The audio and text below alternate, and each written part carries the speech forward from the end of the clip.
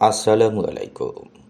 আজ ৩ আগস্ট ২০২৬ খ্রিস্টাব্দ, ১৯ শ্রাবণ ১৪৩৩ বঙ্গাব্দ, ১৯ সফর ১৪৪৮ হিজরি, সোমবার। সংবাদ পাঠ করছি মনির হোসেন কামাল। প্রথমেই শুনবেন সংবাদ শিরোনাম।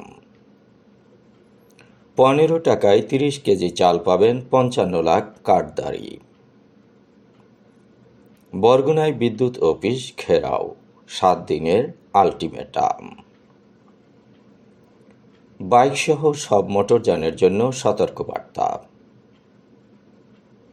হয়রানি বন্ধ ও নিরাপত্তা চেয়ে ২ বোনের আকুতি। খুলনায় অস্ত্রসহ ৩ সন্ত্রাসী আটক। বরগুনায় গত ২৪ ঘণ্টায় নতুন করে হামে আক্রান্ত ১১। মাইকিংয়ে রেকর্ড করা হয় লোকবেতারে।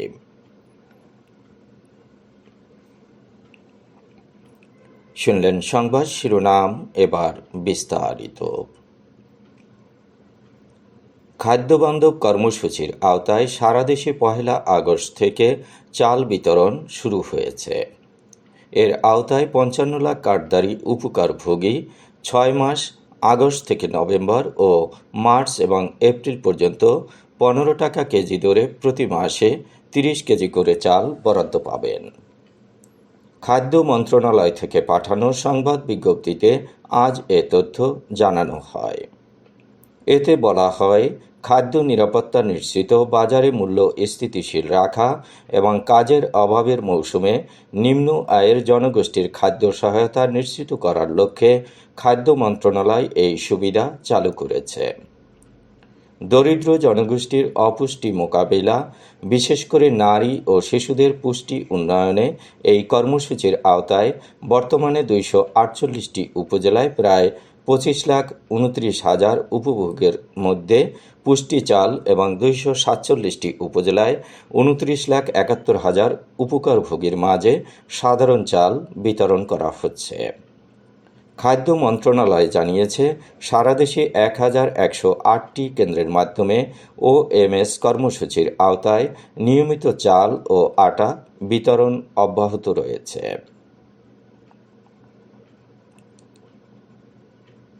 বরগুনায় চাহিদার তুলনায় অপ্রতুল বিদ্যুৎ বরাদ্দ, ঘন ঘন লোডশেডিং এবং নিম্নমানের গ্রাহক সেবার প্রতিবাদে বিক্ষোভ মিছিল, বিদ্যুৎ অফিস ঘেরাও ও প্রধানমন্ত্রী সহ সংশ্লিষ্ট কর্তৃপক্ষের কাছে স্মারকলিপি প্রদান করেছে বরগুনা জেলা নাগরিক অধিকার সংরক্ষণ কমিটি।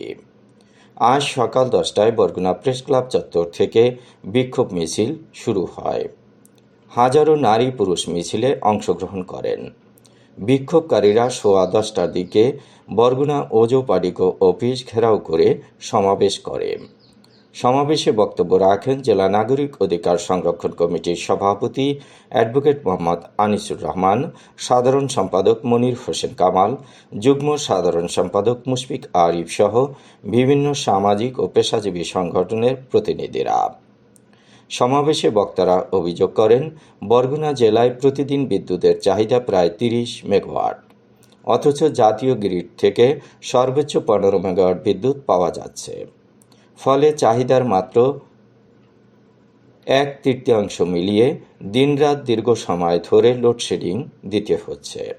উপকূলীয় এই জেলার উপর এমন বিদ্যুৎ বৈষম্য দ্রুত দূর করার দাবি জানান তারা। সমাবেশে জেলা নাগরিক অধিকার সংরক্ষণ কমিটির সাধারণ সম্পাদক মনির হোসেন কামাল ৭ দফা দাবি তুলে ধরেন।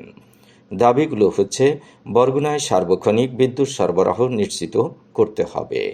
নিজেদের টাকায় মিটার কিনেও প্রতি মাসে ডিমান্ড চার্জ দিতে হচ্ছে। ডিমান্ড চার্জ বন্ধ করতে হবে। হঠাৎ করে প্রায় দ্বিগুণ ইউনিট চার্জ বাড়ানো হয়েছে, যা সাধারণ মানুষের পক্ষে দেয়া সম্ভব নয়। আগের মতো ইউনিট চার্জ নির্ধারণ অথবা পুনঃবিবেচনা করে ইউনিট চার্জ পুনর্নির্ধারণ করতে হবে। প্রতি মাসে মিটার না দেখে বিল করা যাবে না। একত্রে বেশি ইউনিটের বিল করে গ্রাহকদের ভোগান্তিতে ফেলা যাবে না। মিটারবিহীন অবৈধ বিদ্যুৎ লাইন বন্ধ করতে হবে। বিদ্যুৎ গ্রাহকদের সাথে কোনো ধরনের দুর্ব্যবহার করা যাবে না। বরগুনায় পল্লী বিদ্যুতের জোনাল অফিস চালু করতে হবে। ঘেরাও কর্মসূচি শেষে বরগুনা জেলা প্রশাসকের মাধ্যমে প্রধানমন্ত্রী, বিদ্যুৎ ও জ্বালানি মন্ত্রী, বিদ্যুৎ ও জ্বালানি সচিব, চিফ হুইপ, বরগুনা ১ আসনের জাতীয় সংসদ সদস্য বরাবরে ৭ দফা দাবি নিয়ে স্মারকলিপি পাঠানো হয়েছে।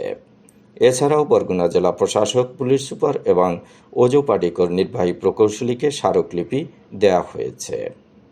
নাগরিক অধিকার সংরক্ষণ কমিটির পক্ষ থেকে হুঁশিয়ারি জানিয়ে বলা হয়েছে, আগামী ৭ দিনের মধ্যে বরগুনায় নিরবচ্ছিন্ন বিদ্যুৎ সরবরাহ নিশ্চিত করা না হলে বিদ্যুৎ অফিসে তালা ঝুলিয়ে দেওয়া সহ আরও কঠোর কর্মসূচি ঘোষণা করা হবে।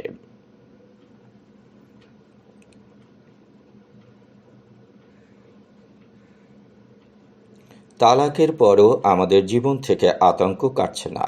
2 সন্তানকে নিয়ে নিরাপদে বাঁচতে চাই, কিন্তু সাবেক স্বামী ও তার সহযোগীদের হুমকি, ভয়ভীতির কারণে প্রতিনিয়ত নিরাপত্তাহীনতায় দিন কাটছে। এভাবেই কান্নাজড়িত কণ্ঠে নিজের অসহায়ত্বের কথা তুলে ধরেন বরগুনার পাথরঘাটা উপজেলার বাসিন্দা মিতু শারমিন। গতকাল সন্ধ্যা 7:30টায় বরগুনা প্রেস ক্লাব মিলনায়তনে আয়োজিত এক সংবাদ সম্মেলনে লিখিত বক্তব্য পাঠ করেন তিনি। এ সময় তার সঙ্গে উপস্থিত ছিলেন ছোট বোন মহিমা আক্তার। লিখিত বক্তব্যে মিতু শারমিন অভিযোগ করেন, তার সাবেক স্বামী রফিকুল ইসলাম ও তার ভাই দীর্ঘদিন ধরে তাকে বিভিন্নভাবে নির্যাতন করছেন। সংসার জীবনের শুরু থেকেই শারীরিক ও মানসিক নির্যাতনের শিকার হন বলে তিনি দাবি করেন। পরবর্তীতে তিনি তালাক দিলে ক্ষুব্ধ হয়ে তার বিরুদ্ধে একের পর এক মিথ্যা মামলা দেওয়া হয় বলে অভিযোগ করেন।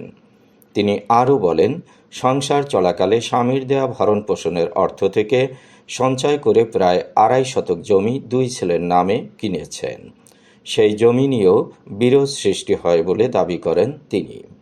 মিতু শারমিনের অভিযোগ, তালাকের পর তার ব্যক্তিগত ছবিকে বিকৃত করে সামাজিক যোগাযোগ মাধ্যমে ছড়িয়ে দেওয়া হয়েছে, যাতে তাকে ও তার পরিবারকে সামাজিকভাবে হেয় প্রতিপন্ন করা যায়। সংবাদ সম্মেলনে তিনি আরও অভিযোগ করেন, সম্প্রতি পাথরঘাটা থানার সামনে সাবেক স্বামী ও তার সহযোগীরা তাদের ওপর হামলার চেষ্টা চালায়। স্থানীয় লোকজন ও পুলিশ পরিস্থিতি নিয়ন্ত্রণে আনলেও পরে তিনি ও তার বোন চিকিৎসা নেন বলে জানান। তিনি আরও বলেন, আমি আমার 2 সন্তানকে নিয়ে নিরাপদে বাঁচতে চাই, কিন্তু প্রতিনিয়ত হুমকি, ভয়ভীতির মধ্যে থাকতে হচ্ছে। তারা প্রশাসনের কাছে নিজের ও পরিবারের নিরাপত্তা নিশ্চিত করা, অভিযোগের সুষ্ঠু তদন্ত এবং দোষীদের বিরুদ্ধে আইনগত ব্যবস্থা গ্রহণের দাবি জানান।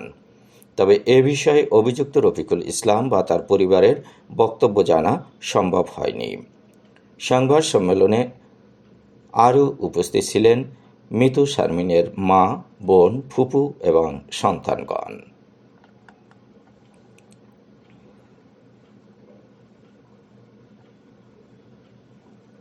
মোটরযানে হাইড্রোলিক হর্ন, ফুটার বা অন্যান্য অনুমোদিত হর্ন ব্যবহার করা যাবে না বলে জানিয়েছেন বাংলাদেশ সড়ক পরিবহন কর্তৃপক্ষ বিআরটিএ।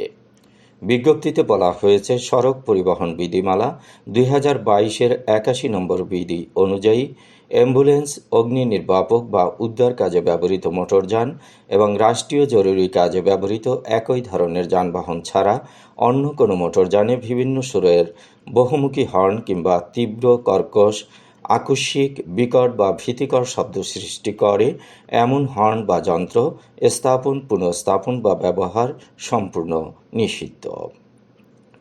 বিআরটিএ আরও জানিয়েছে, এ ধরনের অনুমোদিত হর্ন জনস্বাস্থ্যের জন্য ক্ষতিকর। পাশাপাশি এগুলো চালকদের বেপরোয়া ও অতিরিক্ত গতিতে গাড়ি চালাতে উৎসাহিত করে, যা সড়ক দুর্ঘটনার ঝুঁকি বাড়ায়।